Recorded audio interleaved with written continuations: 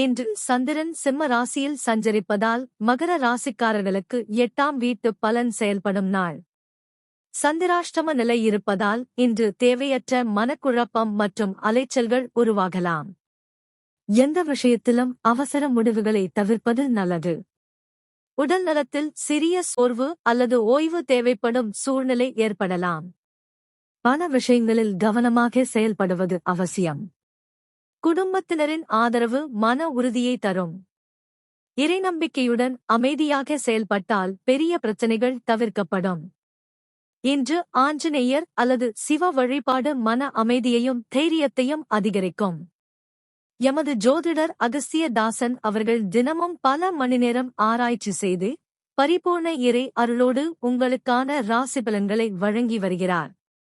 நண்பர்களே, உங்களது ஒவ்வொரு கமெண்டும் அவருக்கு மிகப்பெரிய உற்சாகமாக அமையும்.